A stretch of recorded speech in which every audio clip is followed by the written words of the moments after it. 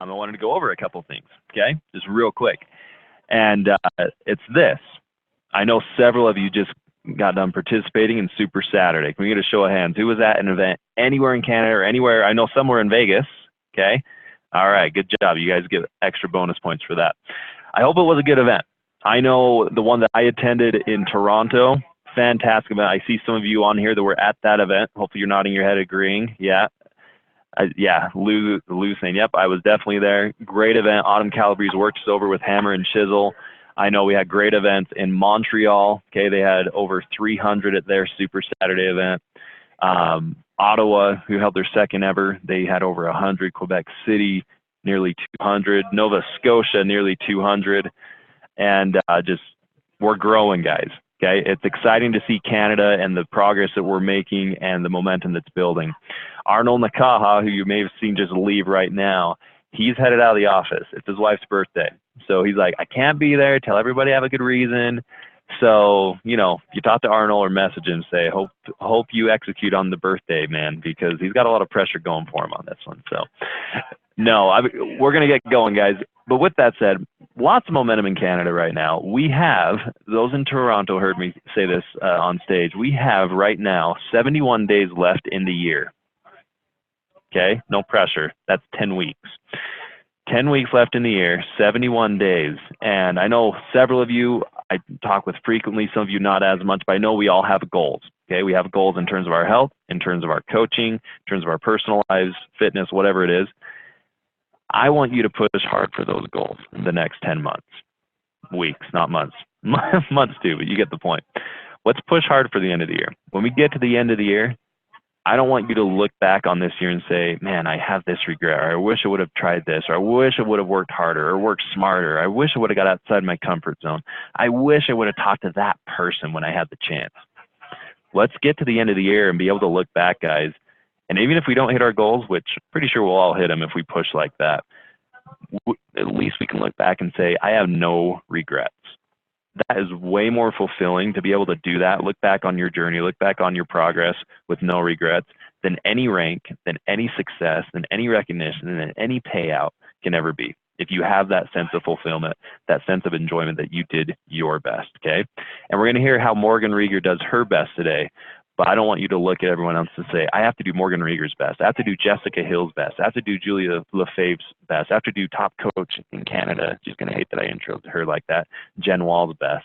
She's nodding her head like you're an idiot. Don't do that. Do your best, okay? We're all on our own journey. We're all on our own coaching story.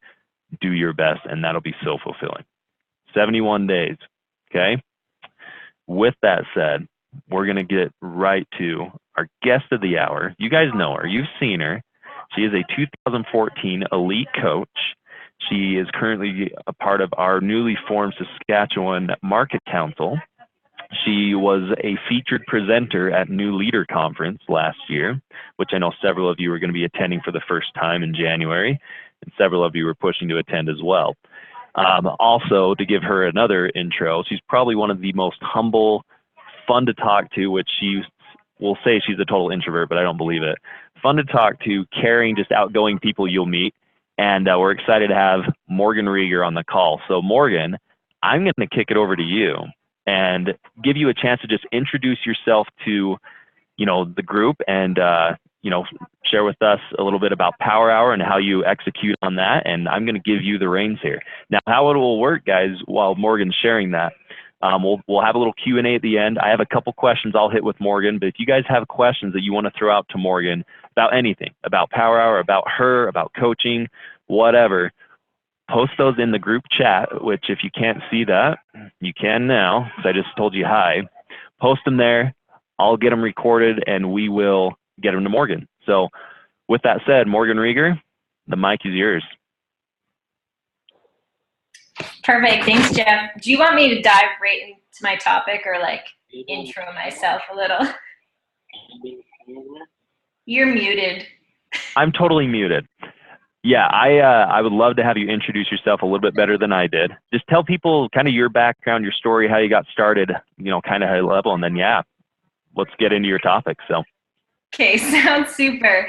So, hi, everybody. Thank you so much for taking your time your evening to join me. Like Jeff said, my name is Morgan. I'm from a little prairie town in Saskatchewan called Melville. And I kind of got into Beachbody really randomly. I actually have been doing their products since I was probably in about grade 8. My older sister bought Turbo Jam, and she didn't end up doing it, but I ended up doing it. And so I'd have my girlfriends over, and we'd do Turbo Jam to Chalene Johnson, and like ever since then, I've just loved Beachbody. And 2 years ago, when I was starting my first year of teaching, I decided to get a new at-home fitness program from Beachbody. And that's actually when I just came across the Beachbody coaching tab and said, cool, Beachbody is coaches. And I literally just signed up. I actually bought Beachbody, then paid the $40 to sign up, then bought Shakeology. So I literally paid the maximum amount you could pay to sign up to be a coach, because I didn't know my sponsor coach. I actually knew nothing. I didn't really fall in love with Beachbody until I started learning what it was, and that was actually after I signed up. So it was kind of just my love for the products that really got me started, and coaching I just kind of fell into randomly and ended up loving it. So that's kind of how I got into it. So I've got a bit of a, can I dive in, Jeff? Yeah? Okay. Yep. I've got a bit of a PowerPoint that I made up. I'm going to flip my screen and kind of share the slides as I go along. But if you want the slides later, just let me know and I can send them to you too. So I'm just going to flip my screen. There we go. Can you see that okay, Jeff? Absolutely. This is why we love Morgan, guys. Look how prepared she is. Presentation dialed in. And what we'll do, guys, rather than you guys messaging Morgan, sorry to interrupt, Morgan, rather than maybe you guys messaging Morgan saying, hey, can I get that? Morgan, if you want to send it to me, I'll actually post it up on the Facebook page, the coaches page for individuals. So sorry, go for it. Sure, that sounds perfect. So for those of you on the phone, I'll talk through it so you know what I'm talking about too. But basically the topic is how to get organized and live a stress-free life, time to say goodbye to feeling overwhelmed. And the reason I created this topic was basically because when I was visiting with my coaches and other coaches, the word overwhelmed always came into their vocabulary, and saying things like, this Beachbody, I just don't know if I have time for it in my life. I feel overwhelmed. There's too much. And what confused me is because I didn't feel like that. I'm like, how do you feel overwhelmed? I don't know. And I guess, as you can see, I am a very organized person. It was just like molded into me from when I was growing up. But I learned a way to get Beachbody into my life and not feel stressed or overwhelmed. So I'm like, hey, if I can teach people how I'm doing this, they can realize that, yeah, Beachbody is not the thing that's hampering them or causing them to feel stressed. It's just that Beachbody, they haven't put Beachbody into their life in the appropriate way that works for them. That's basically what I'm going to teach through here. Okay. All right. So these are the steps we're going to chat about. There's 5 of them. Determine your priorities, making decisions that line up with your priorities, planning your power hour, working off a bell schedule, and how to be laser focused. So this is how I incorporate Beachbody into my life in a stress-free way. And just so you know, I do not do Beachbody full-time technically. I grew my Beachbody business. Actually, I started my first year of teaching and my first year of Beachbody coaching literally in the exact same month. So I grew my Beachbody business for about an hour a day from 5 to 6 a.m. every single morning for the first year as I was a full-time teacher. I did quit teaching to technically be a Beachbody coach full-time, but I actually now run a double franchise with my fiance now. So technically I do that full-time and Beachbody. So I get it about busy, and that's how I had to make this work for me, because I am not about stress or being overwhelmed. All right, so step 1 that I did was basically determining my priorities. So what I did and what you can do is basically I had to decide what did I need to feel in order to feel successful in this business. And in order to do that, I basically broke my page into 2 sides. What made me feel good and what made me feel pain. And I kind of got this idea from this book I'm reading right now by Tony Robbins, Awaken the Giant Within. about priorities. So figuring out what makes you feel good and what makes you feel pain. So it was basically things like, what makes me feel good? Well, having extra time with my family, getting my workout in each day, having time to really dive into personal development and invest in myself. And then things that kind of made me feel pain were if I was rushed during the day, if I couldn't fit my workout in, if I had to say no to my family or friends because I was too busy working, if I missed a family night because I had scheduled a call that night, that made me feel pain because my family was disappointed in me. So it's basically splitting your page. What makes you feel good? And what makes you feel pain? And from there, I reflected on that list and I pulled out 5 things that I wanted to be my top priorities. I basically thought about it, what 5 things do I need to have happen in my life in order for me to feel successful? And that looks different for everybody. I am not a rank-driven person. I am not an income-driven person. I am driven by things like having extra time with my family. I have time to do whatever workout I want. I don't have to just work out for 15 minutes. I can, go down into my basement and enjoy my time. I've got an hour to actually read personal development and let it soak in.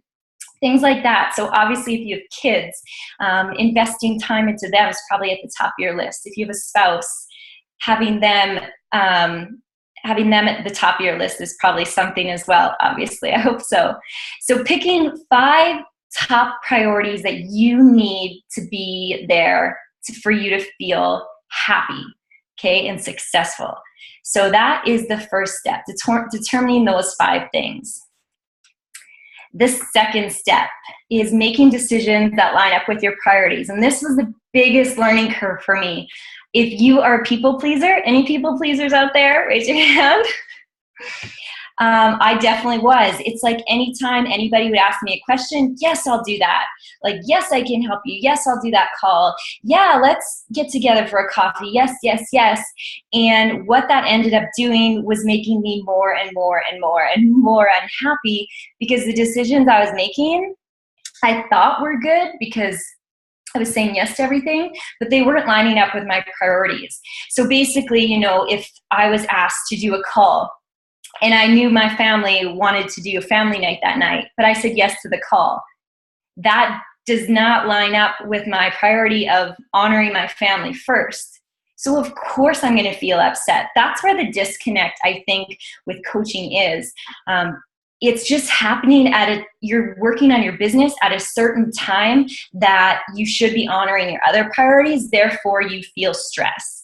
Of course, if you accept a business call when you're supposed to be with your family, you're going to feel stressed and like Beachbody is a burden. When Beachbody isn't the issue, it's just that you're scheduling it at a specific time that should be devoted to your priorities. So we'll get into how to schedule that later, but that's the key point of this call because talking with my coaches and they feel stressed and overwhelmed, it's like, no, Beachbody is not the problem. And that breaks my heart because it's like Beachbody can be the ultimate solution for you, but you're just not weaving it into your life in the correct way that's honoring your priorities. So basically when you make a decision, or when I make a decision, I don't make an instant decision. I think about it. I think, okay, what do I have going on today? Does this line up with my priorities? Is this during my workout time? Then no, it's not happening because my priority is my workout. Is this during my family time? Yes, then sorry, I cannot do it at that time. I can reschedule for another time, but not during my priority time. Okay? And that's basically, I've got this line here, take the time to match it up with your priorities, okay? So think about, does this honor my priorities or does it dishonor it? Because if it honors it, great. It's probably gonna make you feel really good to do a call for people like I am right now. I didn't have anything else going on, so of course I feel good doing this. But if like my family was out having like a birthday party right now, I probably would have told Jeff, can I do it like another night? Because I'd feel bad not honoring my priorities at this time. So wait, you're telling me that your family's more important than Arnold and I? I just rescheduled. That's all.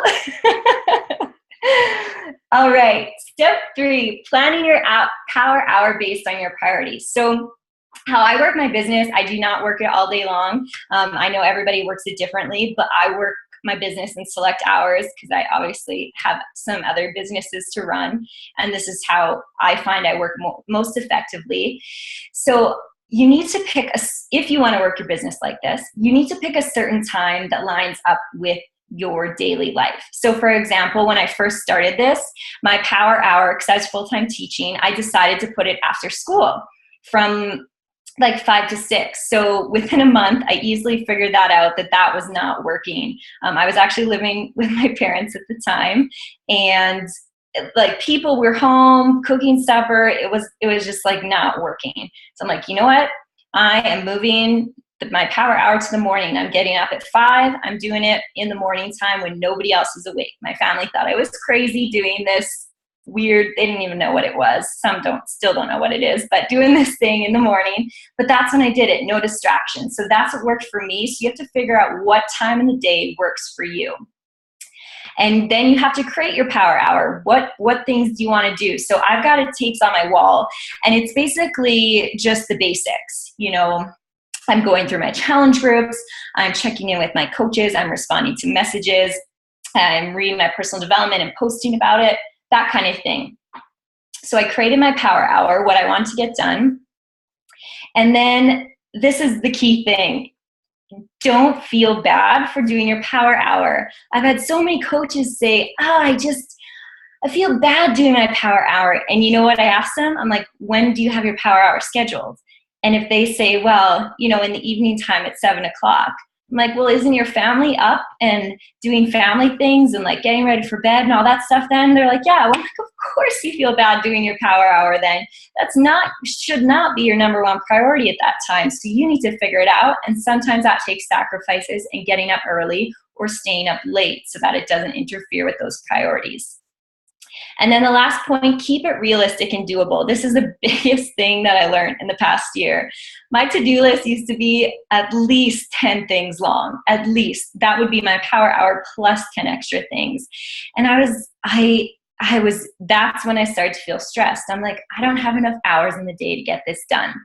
So I forget what podcast it was, but one of Shalene Johnson's, and she said, you should never have more than 3 things on your to-do list in a day. I'm like, girl, you are crazy. But I figured it out, a way to make it work. So literally, I've got my day planner. I use the Day Designer right now, but I'm like really picky on my day planner. So I picked a new one for next year. But I do my power hour, and then I only ever schedule 3 extra things. Yes, my list ends up getting really long, but part of my power hour to-do list is organize my schedule. So I will literally take my pencil and scratch things out and put them on different days so that I literally only have 3 things to do that day. Because then I always feel good. I always get them done. I can handle 3. But part of my power hour is scheduling. So I look at my week and I schedule and I move stuff around to make it work for just having 3 things a day. So step 4, this is my working off a bell schedule. So I pulled the example of when I worked full-time so that hopefully a lot of you, if you still work full-time, can relate to it. So working off a bell schedule is something I found that works best for me in order to honor my priorities and make sure I get everything done. Like I said, I don't do Beachbody all day long. I don't have notifications turned on my phone. I don't have any of that. So this is how I did it when I was full-time teaching. On the left-hand side, I basically broke down what I need to do in a day and how much time it takes. So for example, I needed 30 minutes to read. I needed an hour to work out. I needed 2 hours Beachbody coaching time, about 8 hours at my job, an hour for supper and family time, and then 2 hours with Steven in the evening. So I basically took that and like implemented it into a day and figured out what time do I need to wake up and go to bed in order to get this happen, get all of this in. So basically for me, that was 5 a.m. So I'd get up at 5, I'd read, I'd do my Beachbody work, I'd get ready for work, go to work, come home, relax, and have some coffee, and then I'd work out, supper, relax time, and bedtime. So if you're on the phone, this kind of example we'll have it in the group, but it was basically figuring out what do I do in the day and then adjusting it. Because if you have a certain number of hours, but you're not waking up early enough to actually get those hours in, that's going to cause some issues. So that's where the little bit of give and take and sacrifice comes into play. If you need to get that all done, you might need to wake up a little bit earlier. All right. So last step is being laser focused. When I am doing my power hour, like I said, it's scheduled at a time where I'm not distracted, where I don't have to honor any other priorities. It's a good time. I feel positive about doing it because I've got nothing else calling me. But I need to be focused. Literally in that hour or 2 hours, I am on it. I do not scroll the Facebook newsfeed. I am working from a list. I've got my power hour to-do list, like I said, on my wall. If I'm doing messages, I'll respond right from the bottom up. And if somebody responds right away, I'm not going to get back to them probably until the next day I do my messages. And I know that doesn't work for some people. They want to unless I'm I need to get this order through or this coach signed up ASAP. But I work through my messages, and most of everybody knows they're not going to hear from me till the next day that I do my power hour. And that's just what keeps me sane personally. So I work off that power hour list. I stick to my bell schedule. As soon as my power hour is done, it's done. No distractions, like I said, and I give it my all, and I don't feel guilty. I do not feel guilty doing my power hour because I've scheduled it at a time where I don't have to honor any other priorities, which was at 5 a.m. when I worked full time. Now I have moved it to about 6 or 7 a.m. So the action steps, just to finish it off, are those 5 steps. First, you have to determine your priorities. What's really important to you? It's going to look different for everybody. And then commit to making decisions that line up with your priorities. It's hard to say no to some things. It's hard to say yes to some things, but you're going to feel much better and much more stress-free and happy when you're honoring your priorities, plus making Beachbody work. It's making Beachbody work in the right way, basically, is how I see it. Then plan your hour based on your priorities, determine your bell schedule, and then just commit to being laser focused. And that is what I did to basically weave Beachbody into my crazy life and still feel stress-free and like it's a positive thing. I'll just flip it back here. Mic drop right there, Morgan. I know that was a lot. Sorry, all at once. No, that was great. That was great. And I know I was taking notes and, to share with some coaches that I do calls with, because oftentimes we hear, and I don't mean to kind of take the mic back from you, so feel free to continue to share, but, some of the things I love that you shared, oftentimes, guys, we always hear, yeah, make sure you're doing your power hour. Okay. Make sure you do that power hour. What does that mean, right? How many of you have ever asked yourself that, or are currently asking yourself that same question? You've got one of the top coaches in the entire company of over 300,000 coaches, and one of the top in Canada telling you how she does it. Now, here's the thing. You're going to look at her presentation, and you won't do it exactly like her. You shouldn't, because you got to make this your own. You got to do what Morgan said, and I took my notes here. What makes you happy, okay? Not what makes Jeff and Arnold happy, not what makes Carl happy, not what makes your neighbor happy, what makes Jessica Hill happy, what makes Caitlin happy, what makes Amanda McNair happy, right? You've got to do what makes you happy. So I love that part. I'm sharing what I learned, and then we're going to hit her with some questions. So guys, make sure you get those in the chat box. We got some coming in now, so awesome. Also love the part where you talked about determining your priorities. That's the first step, okay? And how you included organizing your schedule into your power hour. Like, I think so oftentimes we think that that's part of personal development, or that's like a side thing outside of our power hour. No, guys, you've got to plan out what you want to do rather than going 100 miles an hour. Take a step back, strategize, and get ahead of the pack, right? There was a training at leadership, and Morgan heard this from Susan O'Malley, and she shared kind of 7 rules to success, and one of them was make sure you plan your work and then work your plan. I think what Morgan shared with her power hour and how she determines what makes her happy, what's important to me, what isn't, and then works that plan and stays committed to it, that is crucial execution right there. So some of the things that I learned, okay? So I know I drew some things. We've got questions coming in here that we will get to here in a second, but I think one of the things I from Morgan, guys, and I guess we're kind of putting her on a pedestal. That's one of the benefits of being on these training calls, is that she's really good at something that I refer to as humble execution. She just does it. Like, I asked her when I first met her in Regina, what was it, like 3 months ago? And we talked together for like 2 hours, which Morgan Rieger does not do, right? She'll be the first to tell you. But I asked her, what's your secret sauce? What are you doing to be successful? And she said, I just do it. I don't know. Every day, I just do what works for me. And it's humble execution. She's not in your face. She's not bragging. She's not boasting. And I know all the coaches on this call are, but you've got to remember to stay humble, stay focused, and execute. And boy, I think what Morgan shares is a perfect recipe for success. So let's get to your guys' questions, okay? They're coming in right now. So Morgan, you're still on the hot seat here, okay? If you can answer 10 of these correctly, you'll win $1 million, okay? Just check in with Jen Wall. She'll be able to hook you up. She just went to Vegas, so she's probably got a hookup or something there. So our first one actually came from Amanda McNair, okay? And she wants to know, when you're posting, okay, on social media, which is an intricate part of what we do as coaches, she says, how do you consistently post on social media a few times per day if you're just working 1 hour on your business? How do you make it look like you're consistently doing that throughout the day? Great question. Yeah, that's an awesome question. And actually, so the first post was easy for me. It was part of my power hour and usually came from personal development. And I try and do 3 posts a day. So my next 2, basically, I believe in posting your real life. Like, I know a lot of coaches get caught up in, what do I post? What do I share? I'm like, just share you. Like, when I was teaching, I'd take a photo of myself in my classroom, what I was eating for lunch, because like I had to eat on the go, like we know all teachers have to do.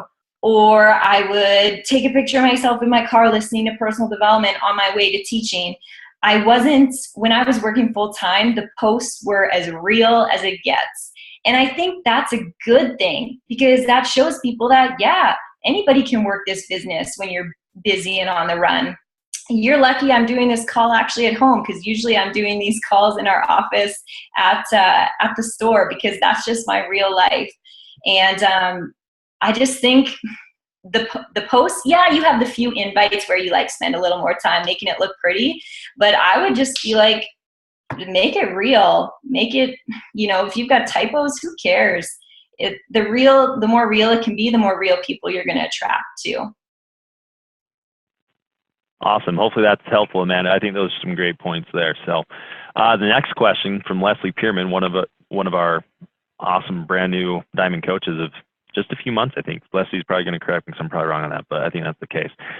She writes, Morgan, how did you begin to focus on the balance of helping your new coaches with focusing on your own business? That's something that a lot of coaches face. So those who have been on our new Diamond trainings, they've heard of the 80-20 concept, but how did you, Morgan, figure out a balance of how to work with your leaders and your team while not getting away from what's made you successful? And that is, the daily non-negotiables, essentially. So, right. This is a constant adjustment for me. I'm not perfect by any means, but this is where I found myself probably at about a year into the business. I really, that's where I kind of had an aha moment, where I started to have to split my time into team versus me, basically. So that's where I just simply adjusted my power hour. How could I make this power hour work for both my team and still working on my business? So it's not a matter of I need more time. It's just a matter of readjusting it and splitting up your time is how I did it. But it definitely took strategy. I wasn't one day just good at it. I really had to sit down and physically take my note off my wall and replan out how I was going to attack each day to give the appropriate amount of time to everybody. And as my team grows, it continually adjusts. Like for me, I only do team calls once a month because that's what works for me and my team. Some teams do them weekly, some do them twice a week. But you just have to keep in mind that this looks different for everybody based on what you have going on in your life. Yeah, absolutely. I think that's a great point, is you've got to run your own race. You guys have heard, some of you have heard Arnold Nakaha give, what do I say his last name? You guys know who he is. You've heard Arnold give his presentation on his whole marathon analogy, right? And it's all about running your own race. okay? Don't compare, don't get caught up in everything going on except what your team and you are trying to accomplish, right? And that helps you stay grounded, helps you stay sane. So good point there. So this next question, Morgan, kind of goes into that whole balancing your time and your team and your own business. This one's from Lauren. She says, obviously you get a lot busier once you get a team. You know, you got your team you got to start working with, but she's finding it difficult to fill up her power hour. Okay, so maybe finding the things that she's passionate about or the things that she needs to accomplish during that time. Do you have any suggestions for when someone's starting out of how to fill that power hour effectively? Girl, I totally get it. It's so funny how the power hour has changed from the start. I am the same. Literally, my power hour would be done in like 10 minutes at the start. I'm like, shoot, now what do I do? And you're right, it does get busier as you grow a team, of course. But to start, that's when I invested a lot more time into developing really great content in my posts, so I could attract the right people. So that's when I put more time into that. I put a lot of time into personal development and growing myself, because I knew if I wanted to grow a team, that just starts with growing me first. So, oh my gosh, last night. Hey, no worries, guys. When a VP just stops in on your call. Morgan, so sorry. Keep going. You're doing awesome. Yeah, so that's what I did. But definitely know that your power hour changes completely. I'm with you. My power hour, let's get real, was 10 minutes to start off with. Now, I'm going to be honest with you, it's a little more than an hour now, obviously. But for the most part, when I was working full time, it was an hour. Yeah. Nice. Good response. Great question. And I think all this information is just money, guys. I see a lot of people taking notes, or unless you guys are texting, don't text. You're probably selling challenge facts, but this is great content. So make sure you're dialed in here. So couple more questions, Morgan, and then you're off the hot seat. Okay. This is easy for you. This is nothing.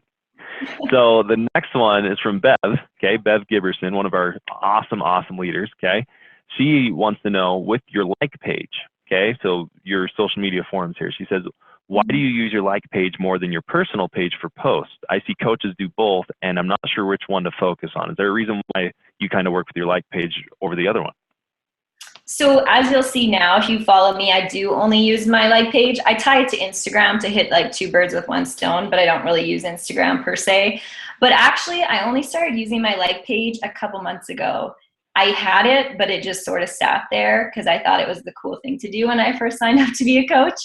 But I use my personal page, only my personal Facebook page, for the first 2 years that I coached, which is basically all the time I've coached. I've just recently transitioned to my like page to try something new and expand, but I was all personal page. I started a blog and a YouTube channel, all that stuff to just bank resources, but my number one target was my personal Facebook page. And it was funny because I started teaching the same time I started coaching. And literally, like a couple of weeks before I started coaching, I went through and deleted a ton of friends because I thought, as a new teacher, that's what you should do, and make sure your Facebook is in line. And then I was like, oh, shoot. So I started with about 200 friends on Facebook and slowly just added people and grew my network that way. And just recently, I've converted to my like page to try something new. Nice. Great response. Hopefully that kind of gives you some insight there, Bev. Okay, so we'll do 2 more questions. Okay, they're picking your brain on social media, Morgan. So this is good. Lots of questions with this. This one is from Jessica Lemon. Okay, Jessica wants to ask. There's so many different areas of social media, right? I mean, Facebook, Instagram, Twitter, Snapchat, Periscope. I mean, they're all over the place. Do you just use Facebook, or do you use Instagram to talk to people out in the outside world or in person? Like, what are the forums? I guess she's wanting to know, what forums do you use with social media or for reaching out and making contacts? Right. So I'll just tell you, I am not a social media guru. Honestly, Beachbody coaching has done wonders for my tech skills. Like, I've spent hours on YouTube tutorials. It's just ridiculous. But I mainly Facebook is my thing because it's user friendly. Like I said, I post on Instagram, but I basically just do it because you can hit two birds with one stone. Like when you post, you can check off the Facebook thing and it'll double post. That's basically why I do it. I've never had Twitter. I actually got Snapchat for the first time about a week ago because Steven made me get Snapchat. And so I'm Facebook because I like the way it works. I've got Pinterest, I've got a blog, I've got YouTube, but those are all just kind of like secondary. They're more to bank resources. Like YouTube's just to upload my team videos. The blog is just so I can send people there for the same questions they always ask. But Facebook is pretty much my go-to still. I'm always looking to expand, obviously, but I always tell my coaches 2 areas max, or else you'll be crappy in every area. I would just to really be good at. Yeah, I love it. You know, it's the whole shotgun approach, right? I don't know if you know guns at all, if you shot a gun, if you shoot a shotgun, it's widespread, right? The bullets go in a spread out motion. When you're shooting a rifle or something that is not like that, it's dialed in, you're hitting a target precisely. It's the same thing that Morgan just shared. Don't always get so caught up in the shotgun approach, trying to cover so much ground at once that you're putting a little effort here, a little effort there, some here, some there.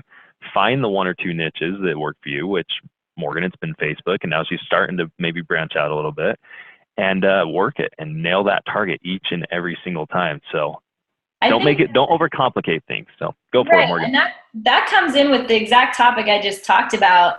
This business can easily be overwhelming because there's so much out there, which is kind of cool. We've got lots of opportunity, but it's hard for you to really narrow down and put your blinders on and focus on what you want to focus on. And I have to readjust all the time. I'm like, Morgan, what are you doing? Your brain is in a million places and your team is probably like, what are you on?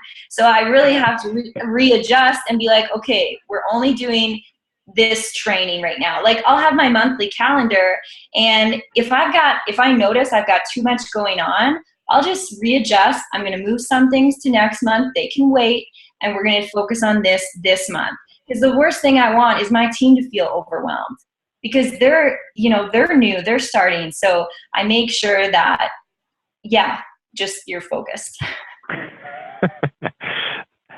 Just focus. That's all it takes, right?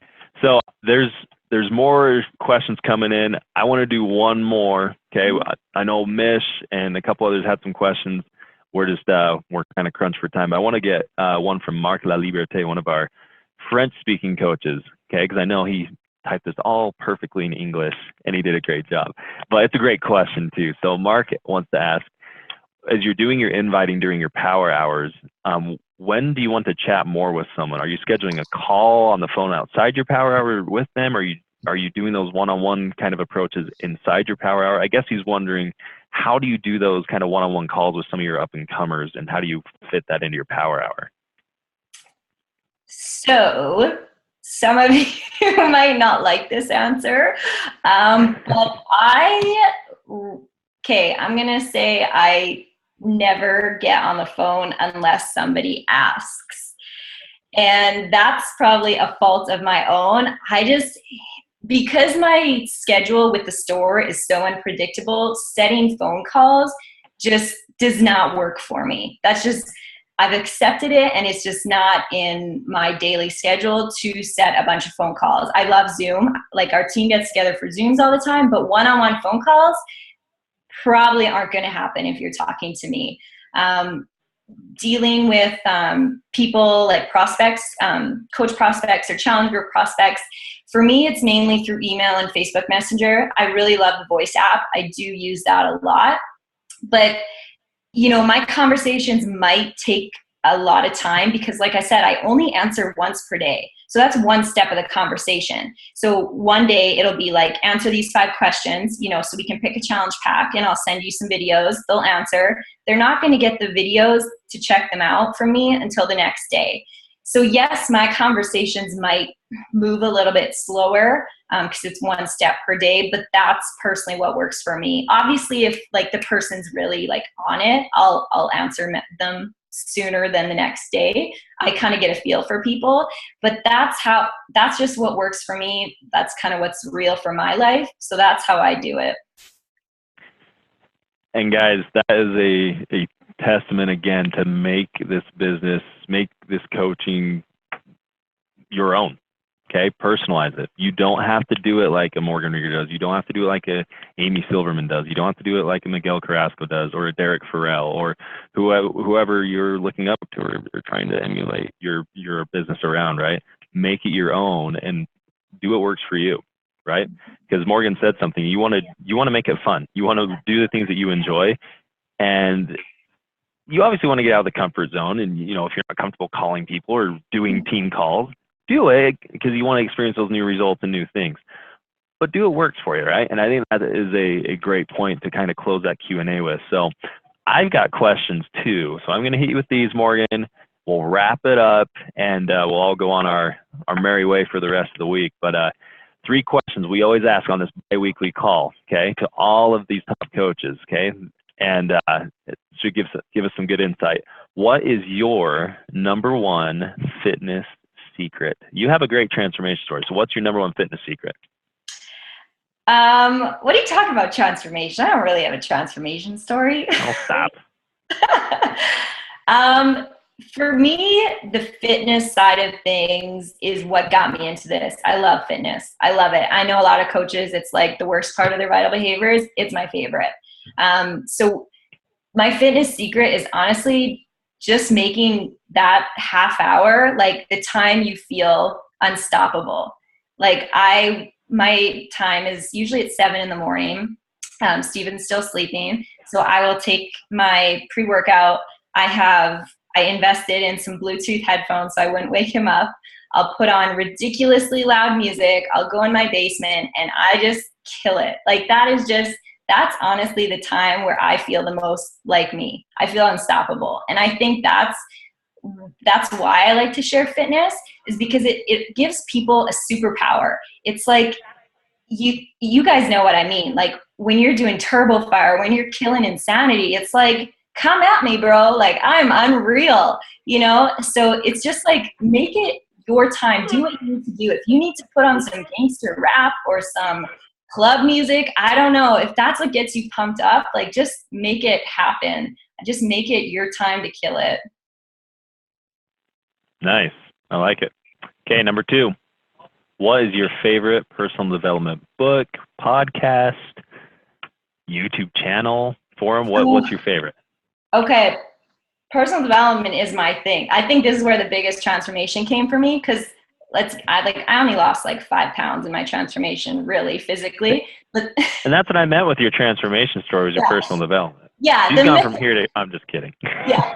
The mental side of things was the biggest difference for me. So the book I love the most is probably The Gifts of Imperfection by Brené Brown. If you want a book, I'm not going to lie, I'm not a strong reader. Like I can read, but I don't like it. But I am a podcast addict. I just binge listen to them all the time when I'm doing dishes, when I get ready in the morning, when I do laundry, anytime. So where's my phone? Oh, so I obviously love the Shalene Show because Shalene Johnson's kind of who got me into it. But I also just found a new podcast, and she's actually from Canada. She's in Alberta. It's called, sorry for the guys on here, but the guys would like it too. It's called Women Wanting More. Don't listen to it while your kids are around. She does kind of swear, but she's so real and raw, and I just love it. I binge listened to it all the way to our Super Sunday. So it's called Women Wanting More. It's a little orange icon. So that's the podcast I love right now. And obviously I love TED Talks. I listen to those on YouTube all the time. TED Talks.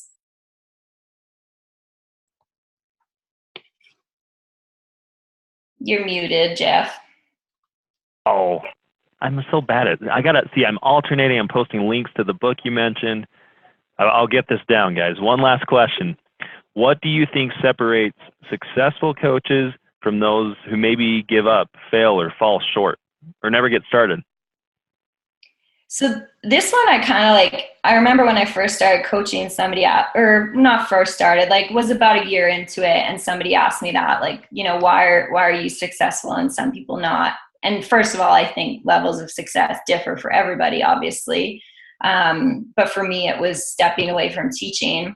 And it took me a while to think about it because I personally don't consider myself anything special. Like, I just do what needs to be done and that's it. But I think Jeff actually helped me narrow that down. He's like, you get it done. And I finally realized that, yeah, I don't base this, what I do in this business each day off emotion. Like, if I don't feel like doing this business a certain day, I still do it.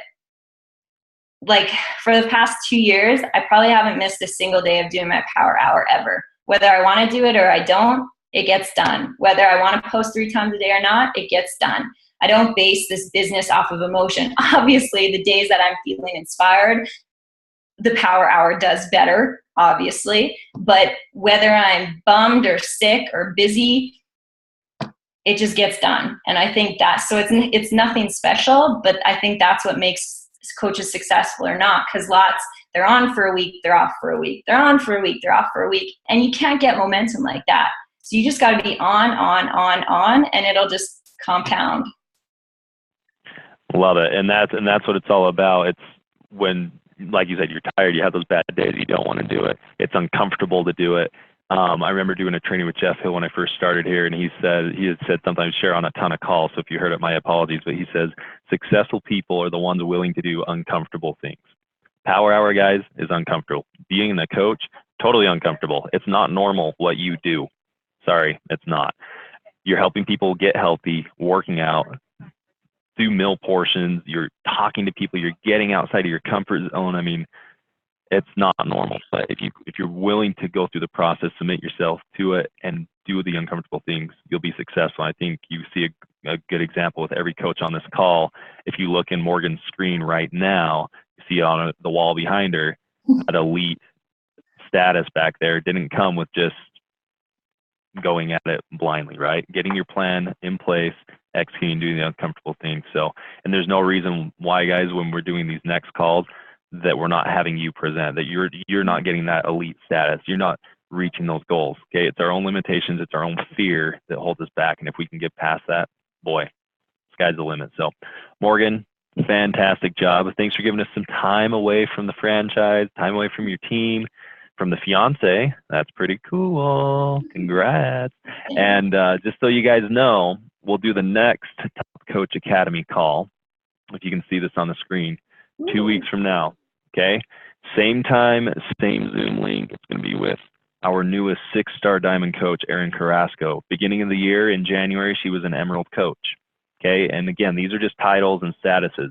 What matters is that she's helping a lot of people be successful, and so she's going to share what she's done to help create Emerald, to help develop leaders, and really instill a culture of success with her team. So share this with your teams.